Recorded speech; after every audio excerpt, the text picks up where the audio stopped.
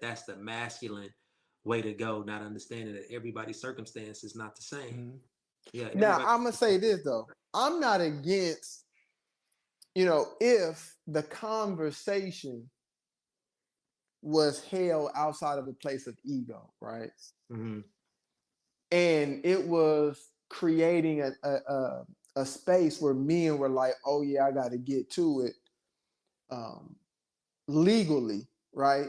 Right. Finding better ways to get money, trying to improve themselves, their skill set, their education, whatever have you, to better sustain themselves and their family financially.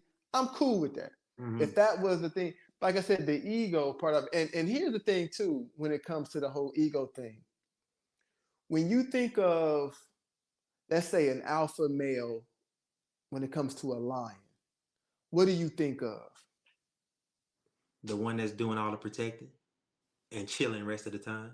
But okay, but what makes it able to do all the protecting?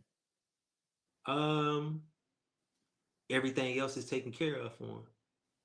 Okay, but I'm saying, like, if you had to describe an alpha male lion, what it looks like, sounds like, whatever the case may be, how would you describe an alpha male lion?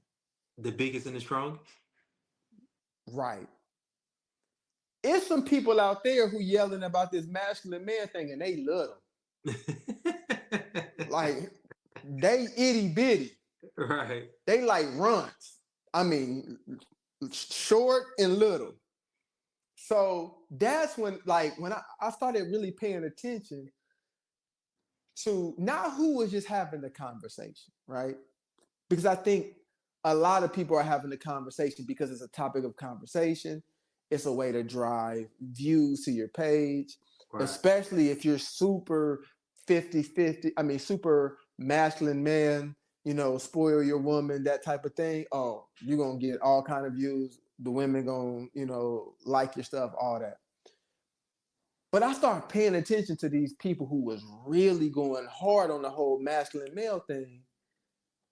And I remember seeing one video, and I'm not gonna say what his name was, but he was really going in on this masculine male thing. And then he went up to his woman, and I was like, she looks like, not saying like she's unattractive, but in stature, she looks like the masculine male, and you look like the woman. Like, she way bigger than you. And I was thinking to myself, like, now I see why you going so hard for this.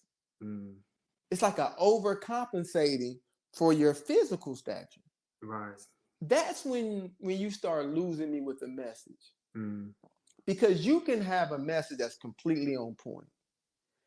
But when I know that it's not coming completely, or I feel like it's not coming from a completely genuine place, and you doing it because you're trying to overcompensate for something, then that's when you kind of lose me with that.